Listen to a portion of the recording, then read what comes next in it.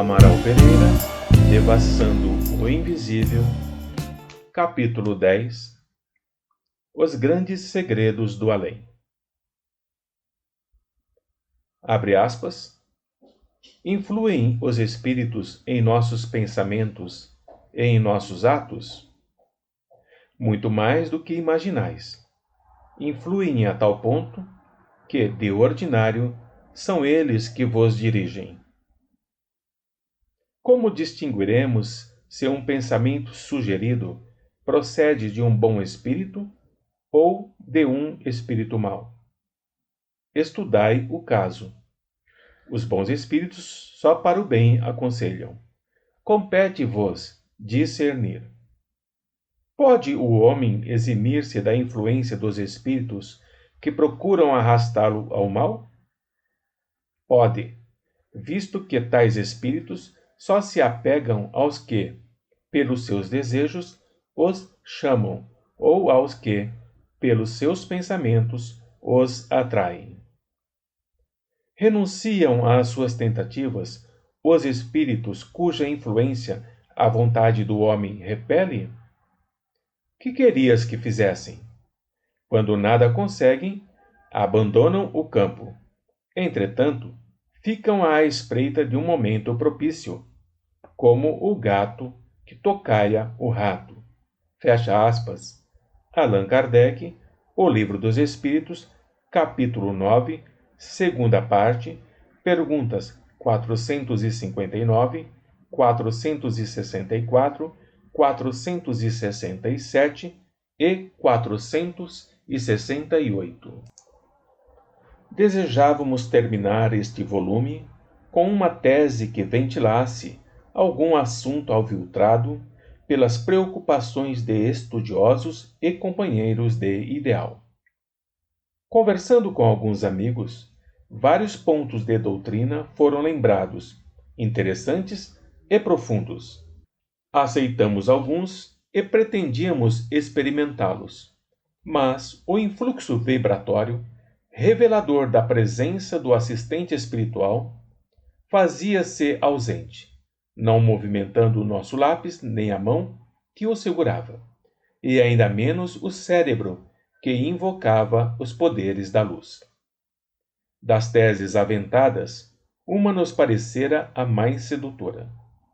Procurar saber, de nossos mentores espirituais, a razão pela qual certos espíritos desencarnados se supõem ainda vivos. Abre aspas. Qual o mecanismo que os leva a se considerarem homens carnais? Fecha aspas. Quando, em verdade, muitas vezes, há séculos que estão separados da condição humana.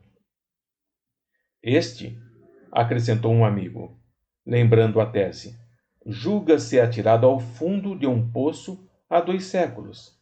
Aquele, há 1 século que fez a passagem para o invisível, mas continua montando guarda aos próprios tesouros, desdobrando-se em transações para aumentar a fortuna, certo de que continua a ser homem.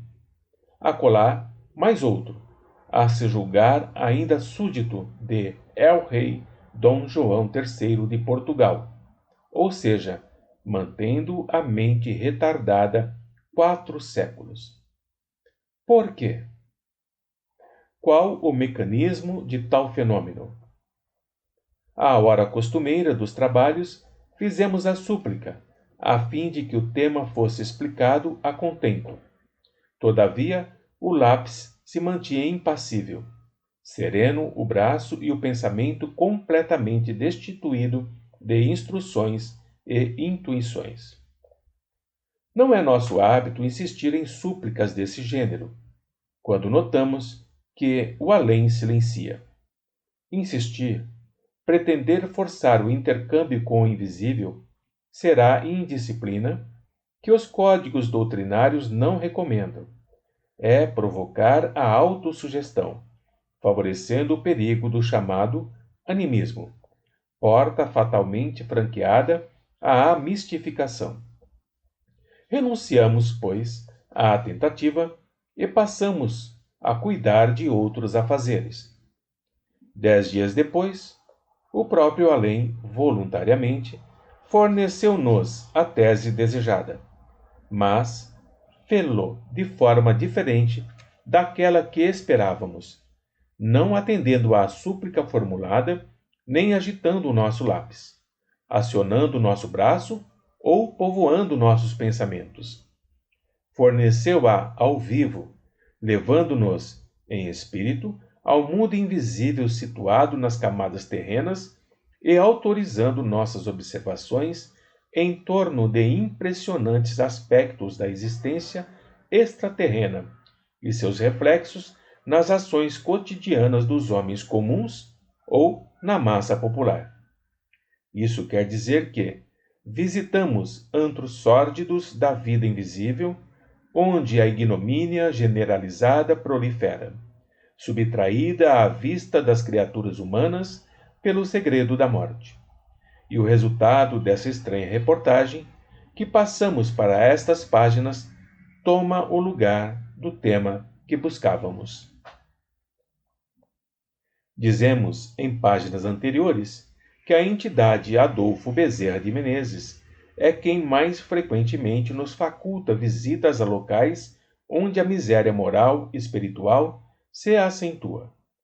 Sua grande bondade de coração, que o leva a partir em busca dos infelizes e transviados do bem, a fim de socorrê-los. O desejo, nunca desmentido, que ele tem de ajudar o próximo, certamente deveres imperiosos assumidos com a espiritualidade, constantemente o impelem aos locais onde a maldade e o vício, o atraso e a delinquência cavam rastros calamitosos cujas consequências serão, talvez, séculos de lágrimas para aqueles que se abandonam às suas sugestões. Não nos foi jamais possível concluir categoricamente se esses antros invisíveis, por nós visitados com nossos instrutores, são localizados na ambiência terrena ou no espaço propriamente dito. Supomos, entretanto, que, embora invisíveis a olhos humanos, alguns deles, pelo menos, existem em qualquer local da própria sociedade terrena, onde quer que se aglomerem os desencarnados que os formam com os próprios atos e criações mentais, visto o seu aspecto grosseiro, repugnante e mesmo vil.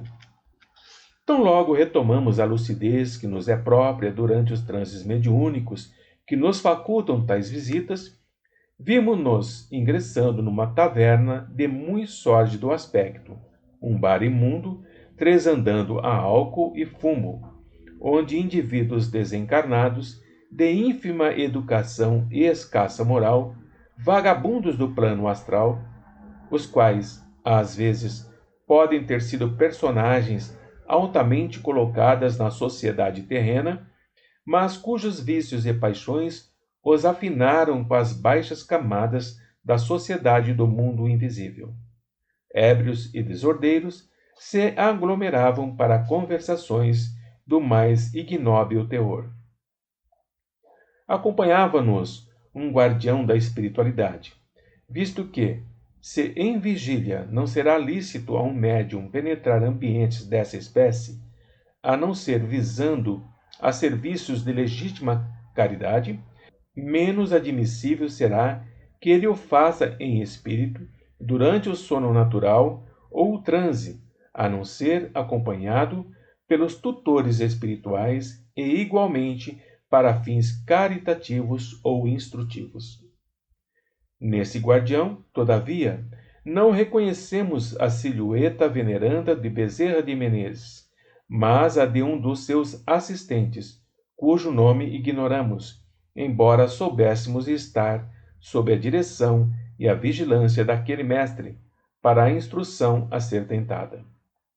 De uma força vibratória significativa, o dito assistente fazia-se entender telepaticamente, como se conversasse em voz alta e com veemência, até mesmo com autoridade e ardor. E, médico, tal como seu mestre Bezerra de Menezes, Ao vê-lo, sentimos de imediato que fora grande cirurgião quando habitante da terra. Revelou-nos, nessa data, desempenhar tarefas psíquicas à cabeceira de pessoas operadas e de acidentados em vários hospitais do Rio de Janeiro, com ação igualmente junto aos cirurgiões e enfermeiros militantes naquelas instituições. É notável que, penetrando no antro acima referido, nenhum mal-estar nos atingisse. Sentimos-nos envolvida como que numa redoma de muito tênue neblina, invisível a olhos inferiores em vibrações. Parece que os espíritos caritativos que visitam tais locais se imunizam previamente a fim de resistir aos choques vibratórios de entidades maléficas que neles voluteiam e imunizam também seus médiuns. Frequentemente, visitamos esses covis em espírito com nossos tutores espirituais e nunca nos ressentimos de quaisquer depressões ou excitações nervosas no dia seguinte, o que deixa de acontecer quando aí vamos sós, pretensiosamente supondo estar à altura de executar tais serviços, desacompanhada de vigilância maior. As entidades desencarnadas, entrevistas na dita taverna, bebiam aguardente e cerveja, devoravam comestíveis avidamente, fumavam, jogavam cartas e dados, brigavam, discutiam, insultavam-se, esbofeteavam-se, mimoseavam-se com epítetos de baixo calão. Nosso guardião, invisível até para nós mesma, embora continuássemos certa da sua presença, pela segurança que sentimos e através das intuições com que se fazia entender, as quais ouvíamos como se tratasse da sua voz, explicou-nos, abre aspas, a estes e a seus congêneres deve a sociedade do Rio de Janeiro grande percentagem dos acidentes verificados diariamente nas vias públicas e pelos domicílios particulares. Atropelamentos, quedas, braços e pernas partidos, queimaduras, suicídios, homicídios, brigas, escândalos, confusões domésticas, assaltos, etc., etc. Observação: em se tratando de homicídio, será bom considerar que a vítima estaria resgatando um débito do passado e que o seu próprio inimigo de então, ao qual teria ofendido, poderá ter sugerido o ato deplorável ao homicida. Este, todavia, se deixou influenciar a tal ponto por um agente exterior, é porque nutria sentimentos igualmente inferiores, pervertidos. Prestou-se a ser, portanto, a pedra de escândalo e responderá rigorosamente pelo ato cometido perante a lei de Deus. É a atmosfera em que vivem e se agitam, porque já eram afins com ela antes de passarem para a vida invisível.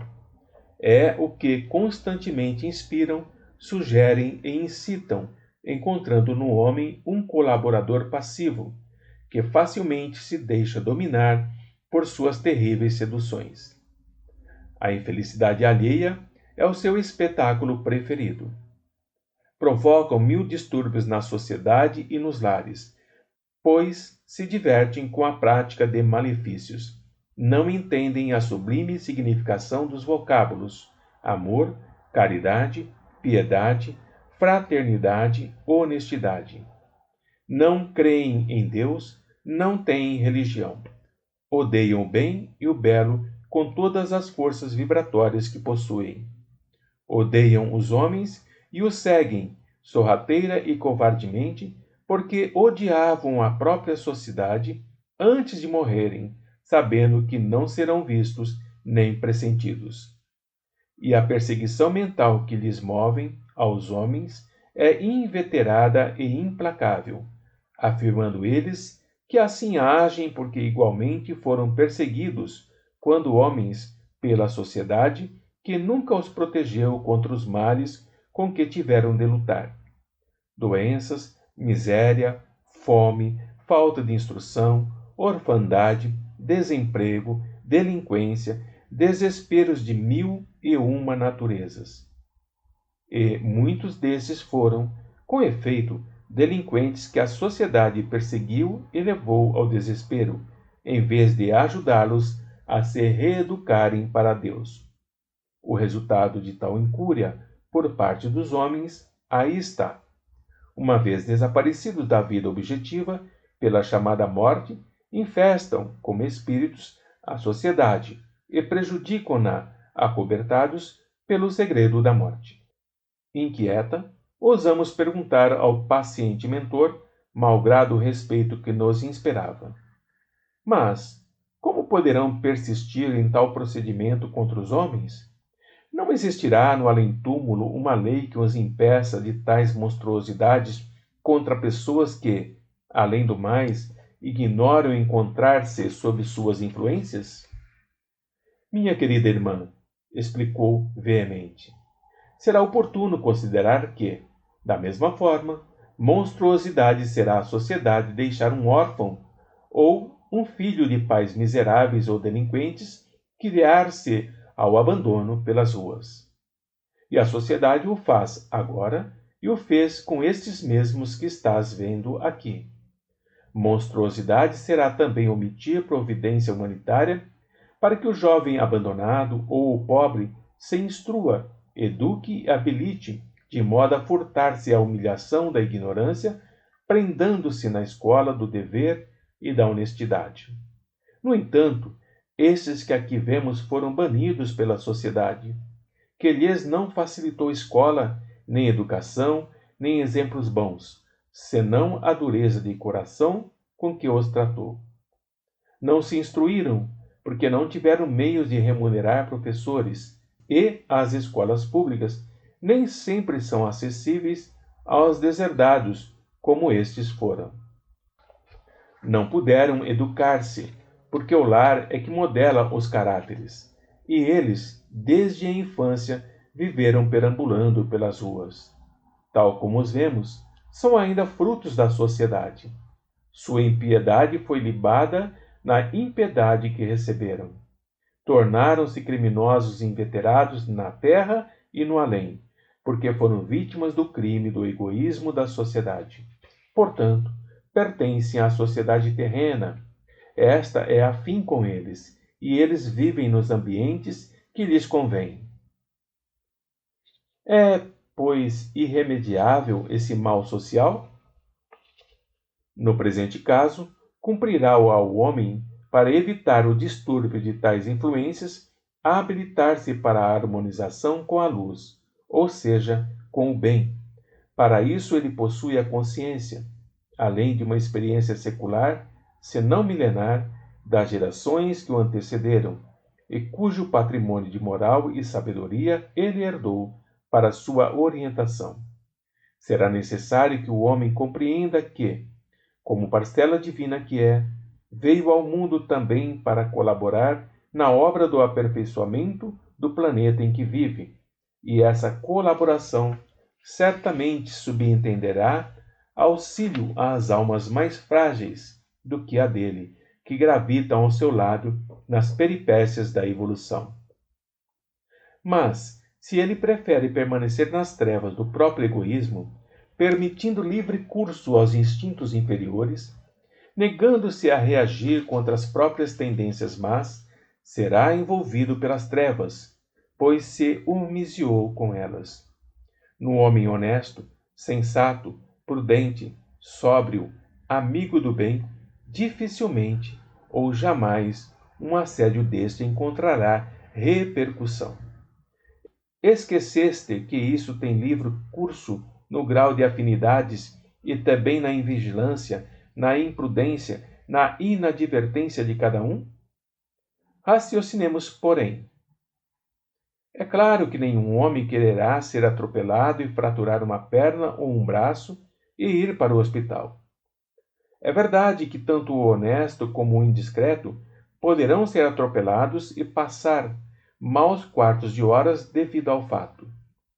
Mas ambos, com a própria invigilância, com a imprudência, a irreflexão e a displicência com que se habituaram a encarar as coisas do mundo, deixaram-se envolver pelas faixas maleficentes daqueles invisíveis que vibram maliciosamente, divertindo-se com o sofrimento do próximo, e se arriscaram à travessia de uma rua em local e momentos impróprios, atreveram-se a uma discussão, detiveram-se mais do que conviria em qualquer bar ou taverna, tornando-se, então, passivos aos desejos dos citados invisíveis. E daí por diante. E sabem que são desencarnados? Indagamos, recordando a tese sugerida pelos amigos. Como não haveriam de saber? Respondeu vibrante.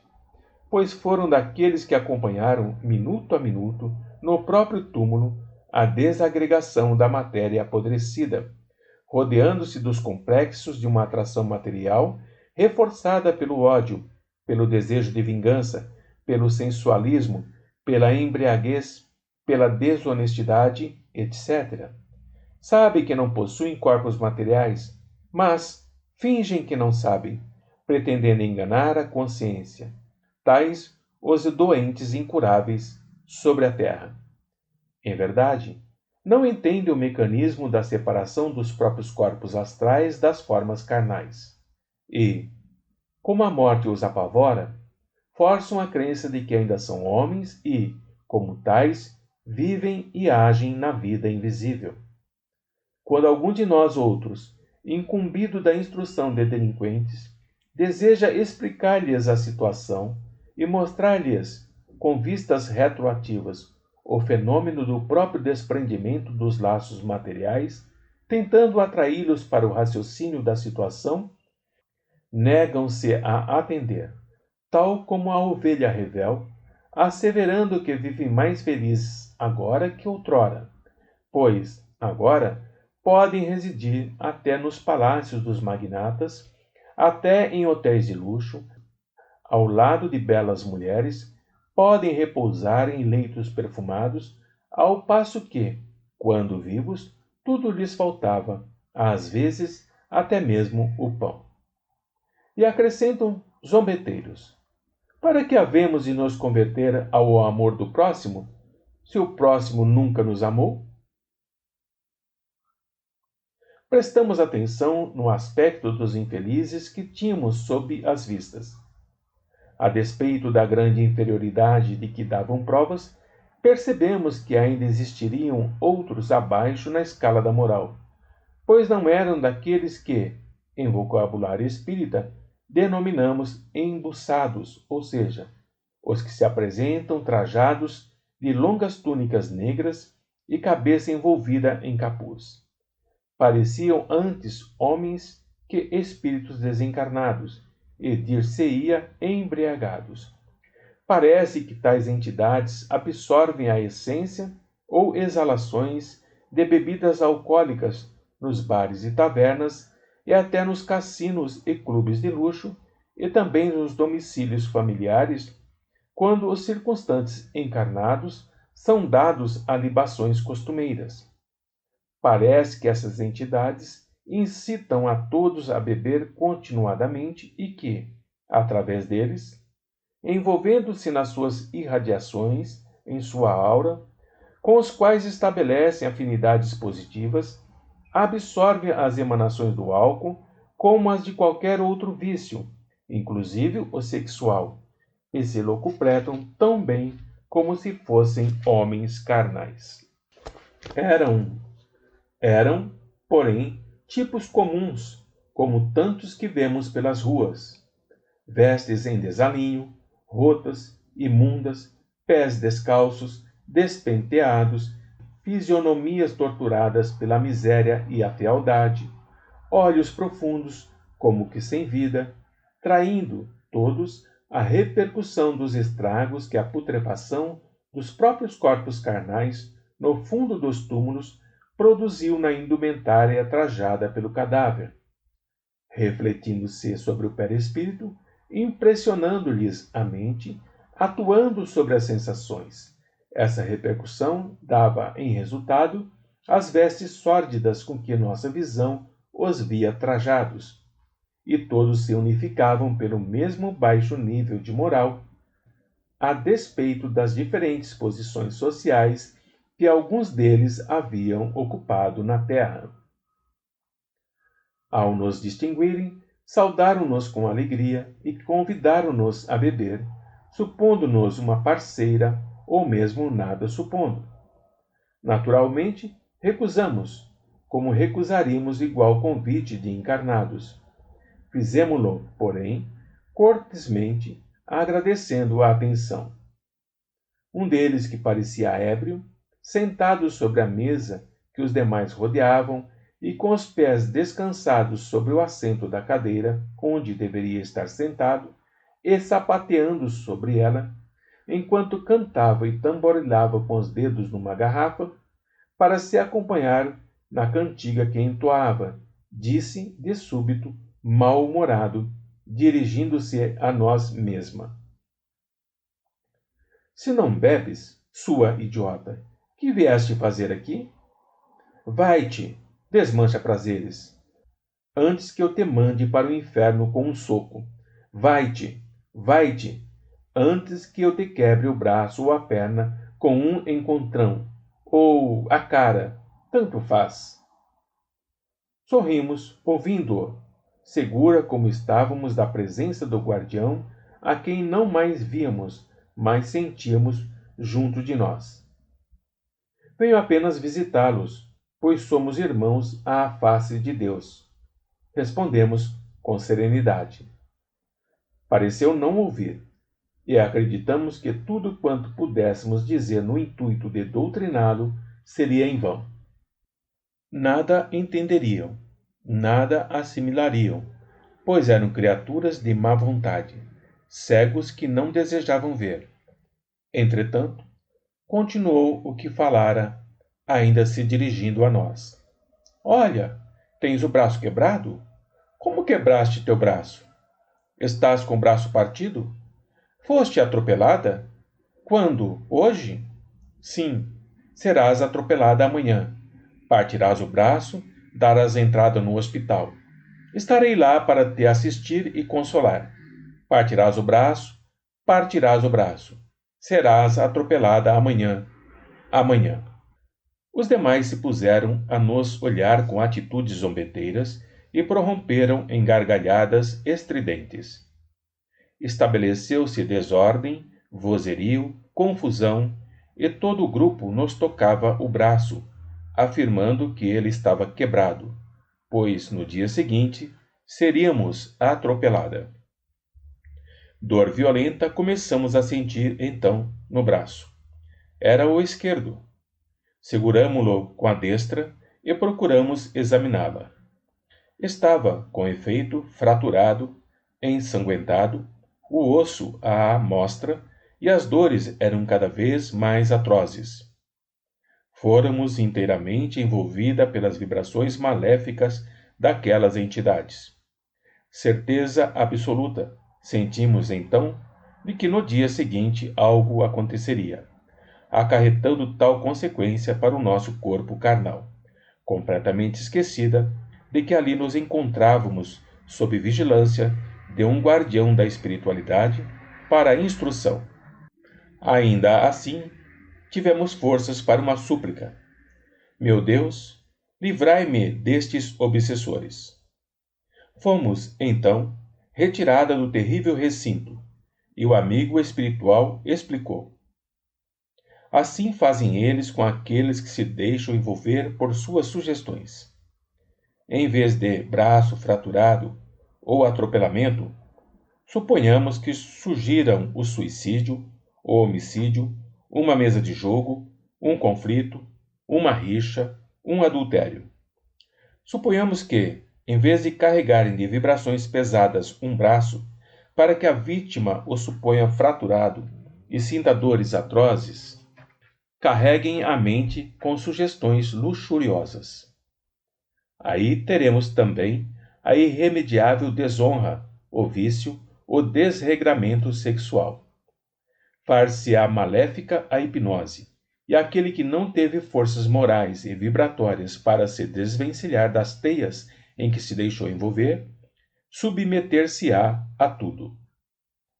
As vítimas não terão responsabilidade, portanto, nos delitos que, por essa forma, praticarem? Terão, ao contrário, grande responsabilidade, visto que encontraram exatamente aquilo que desejaram e procuraram, através dos maus pensamentos que alimentaram e da displicência com que se conduziram. Pois que, se não fossem igualmente inferiores, tais como os ditos perseguidores, seus espíritos não se acumpliciariam com eles durante o sono, nem aceitariam suas sugestões, por assim dizer, hipnóticas. Então, não sabes que os afins se procuram? Como, então, fui sugestionada a ponto de enxergar meu braço fraturado e sentir dores? Estávamos em instrução, estudando o fenômeno a fim de apresentá-lo como material de estudo e advertência, e por isso eu permiti que te envolvesses em certa onda de vibrações por eles emitida. Não fora isso, e se te afinasses realmente com eles, amanhã sofrerias qualquer acidente por eles provocado, talvez mesmo o atropelamento, e terias fraturado o braço. Eles sabem preparar o laço para os incautos. Mas, porventura, ainda sentes o braço magoado? Olhamos, surpresa, e, sob a salutar influência do guardião espiritual, tudo havia desaparecido de nosso braço perispirítico. Não obstante, voltamos à indagação. E não existirá um meio de retirar tais entidades do seio da sociedade, para que nós, humanos, obtenhamos um pouco mais de serenidade para viver e trabalhar cuidando do nosso progresso? Sim, existe, e muito eficiente. Que o homem se reeduque, transformando-se sob as inspirações do dever, praticando atos justos todos os dias de sua vida. Que se conduza guiado por mente sadia e honesta. Que se torne respeitoso e submisso à ideia de Deus, dispondo-se a observar suas leis. E tais falanges desertarão dos ambientes terrenos. Aliás, os próprios homens obsidiam esses tais, visto que frequentemente os atraem com pensamentos, vícios e ações idênticos aos deles, incitando-os a imitá-los, em vez de procurarem instruí-los com exemplos bons. Não poderíamos doutriná-los? A quem? Aos obsessores. A lei do progresso certamente agirá sobre eles, mas, tal como se encontram no momento, não aceitariam a palavra da verdade. Será necessária a ação do tempo, o trabalho da consciência, a dor consequente ao desequilíbrio em que vivem, provocando o arrependimento para que se decidam à emenda. Vós, espíritas e médiuns, trazeis convosco forças magníficas para o trabalho de auxílio aos vossos guardiães espirituais, na catequese desses irmãos. Se os vossos núcleos de trabalhos espíritas, pela sua idoneidade, pela respeitabilidade e proficiência dos trabalhos a realizar, cativaram a confiança dos vossos instrutores da espiritualidade, poderemos até mesmo detê-los na sede dos mesmos, para que aproveitem do vosso labor doutrinário, recebendo instruções diárias convosco. A dificuldade residirá na decisão para os sacrifícios a praticardes durante os trabalhos indispensáveis, sacrifícios que implicarão grande série de renúncias, devotamento incansável, renovação diária do vosso próprio caráter, que deverá, tanto quanto possível, elevar-se à altura do discípulo da revelação, que exige dos seus adeptos uma extensão de vistas ou princípios verdadeiramente heróica. Ao vos reunirdes em preces e estudos, se vos lembrardes de dirigir a esses tais um pensamento amoroso, através da exortação da prece, Se lerdes páginas conselheirais e educativas em sua homenagem, a sós ou reunidos, e se as comentardes após, carrearemos vossos pensamentos, vossas palavras e vossa imagem até onde eles se encontrem. Eles vos enxergarão e ouvirão, a despeito da longura em que se acharem.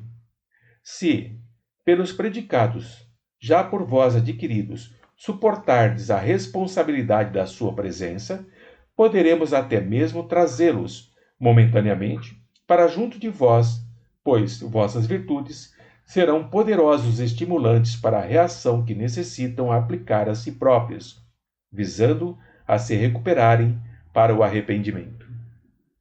Ainda que contra a própria vontade, serão obrigados a vos ver e ouvir, pois este fenômeno está na lei natural. É tão normal e comum como as chuvas caírem no verão, as quais alegrarão a alguns e aborrecerão a outros, mas que todos terão de suportar, porque se trata de um fato natural e inevitável. Com o tempo, se fordes perseverantes na vossa atitude de amoroso auxílio, o efeito será satisfatório. Nossa dedicação, conjugada com a vossa, beneficiará de tal forma os pobres delinquentes que a boa vontade para a emenda bem cedo raiará. Nova encarnação se delineará para eles, oferecendo-lhes meio mais rápido de expurgos conscienciais. E, daí, para o futuro, não será tão difícil a caminhada para a regeneração total. Podereis explicar-nos, agora, qual a razão pela qual alguns irmãos desencarnados passam, às vezes, séculos supondo-se vivos, ou antes, habitantes ainda da Terra, num corpo carnal? Onde reside o mecanismo de tal fenômeno? Sem parecer admirado de tal pergunta, o guardião respondeu com naturalidade. Em primeiro lugar, o fato ocorre porque suas ideias, quanto ao mundo espiritual, eram bem diferentes daquilo que os cerca após a morte, ao passo que se sentem mais vivos, mais vibráteis do que se sentiam quando humanos. Em segundo, porque são teimosos, retrógrados, cegos que não querem ver, ou seja, são senhores da própria vontade para aceitarem ou rejeitarem este ou aquele fato, tal como eram na Terra. Não obstante, existem causas múltiplas no mecanismo que inventastes para complicar o acontecimento ou o ensinamento que os códigos da revelação espírita já ofereceram aos atentos. No caso do infeliz, atirado ao poço repleto de víboras, houve o traumatismo moral mental, além do físico, antecedendo a chamada morte. O supliciado sentiu tal horror ao acontecido. No Oriente era comum tal gênero de suplício para os grandes criminosos. Sofreu tão intenso martírio na situação a que se viu arrojado, que todas as moléculas do seu perispírito se chocaram violentamente, provocando um traumatismo generalizado.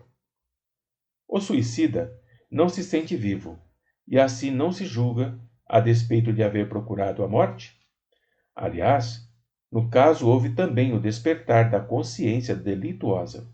Ele reviu, em retrospecto, como em pesadelo, o crime por ele mesmo cometido no pretérito, contra certa personalidade de quem desejou desfazer-se. Um poço não guarda melhor o segredo de um homicida do que um rio? Ou uma sepultura aberta no campo ou no fundo do quintal? A surpresa, o remorso, o pavor do desconhecido, o terror à justiça divina agravaram-lhe a situação mental. Estabeleceu-se a confusão e ele se reputou vítima de um pesadelo. Em verdade, o seu espírito não permaneceu no fundo do poço durante 2 séculos. O que se passava era a impressão mental, provocando as sensações intensas do perispírito. O fenômeno da repercussão na mente do acontecimento que produziu a morte do corpo de carne, morte violenta e dolorosa por excelência, sob todos os aspectos. o ver-se e sentir-se no fundo de um poço, irremediavelmente perdido, atacado por múltiplas impressões torturantes, a consciência culpada de um crime idêntico na pessoa do próximo, trazendo-lhe o remorso, deram em resultado ser o fato esculpido na mente, traumatizado o perispírito pelo acervo de sensações violentas.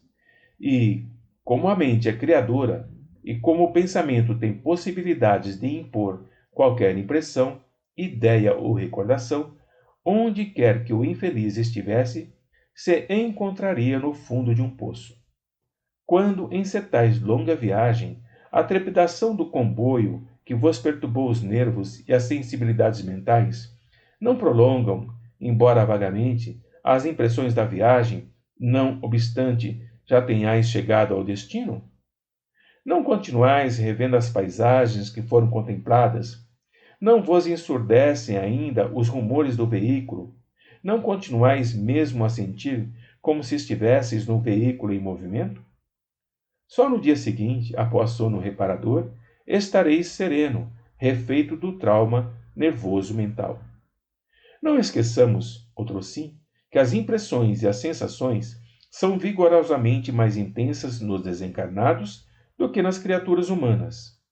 Assim sendo, um choque violento, o ódio inveterado, espécie de traumatismo moral sentimental, a vingança e até o amor desordenado operam tais fenômenos, e o seu mecanismo está sediado no poder natural da mente, na vontade imperiosa que agiu à revelia da própria consciência, na inferioridade dos sentimentos, pois tudo isso resulta do acervo de paixões incontroláveis. A uma entidade em boas condições morais e mentais não sucederá o mesmo.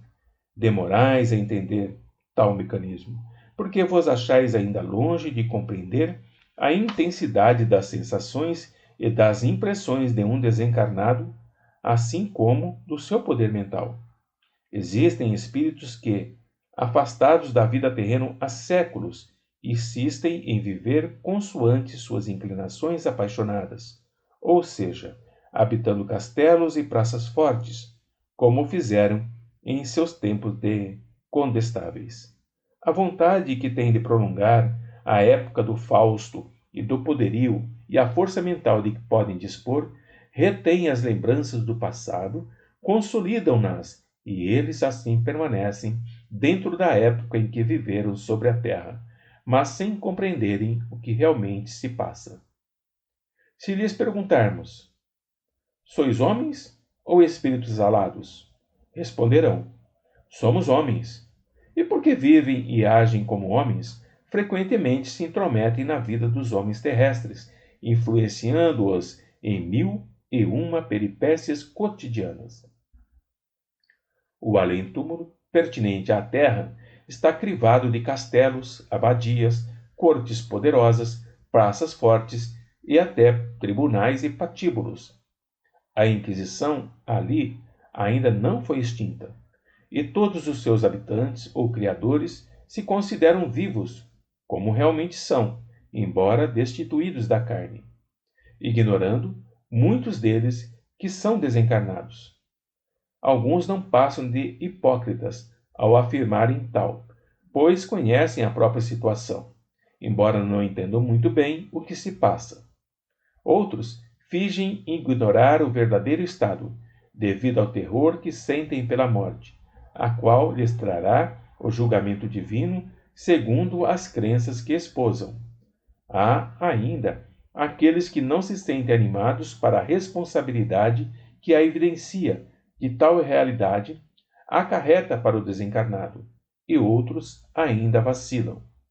Mas raros são, com efeito, os sinceros no afirmar a ignorância de um acontecimento que se impõe pela força da própria realidade. Afora, os recém-desencarnados de ordem medíocre ou inferior. Aliás, todos eles vivem dentro da eternidade. E o que são 2 séculos, 2 milênios, para a eternidade? Não deveis complicar acontecimentos dessa ordem com discussões estéreis, interpretações personalistas ou suposições arriscadas.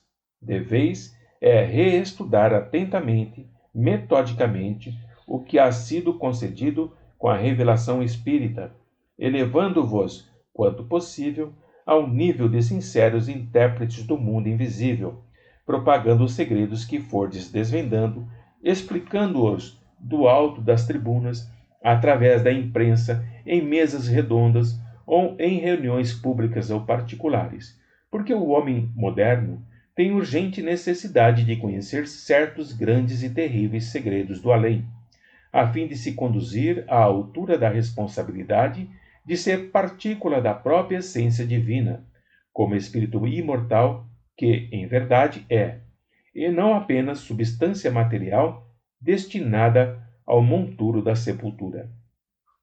A revelação espírita é bela, grandiosa e profunda.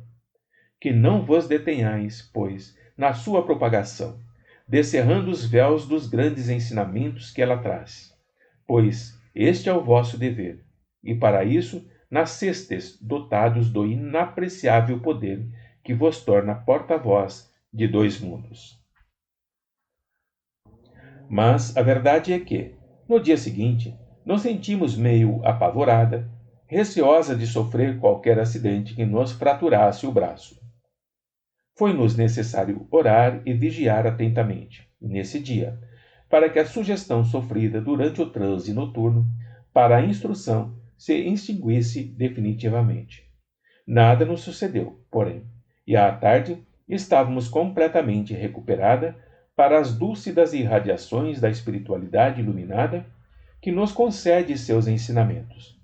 Fora apenas uma demonstração ao vivo, espécie de exibição cinematográfica, para desvendar alguns dos muitos segredos do invisível, pois certamente que o médium não conseguirá devassar apenas as regiões felizes.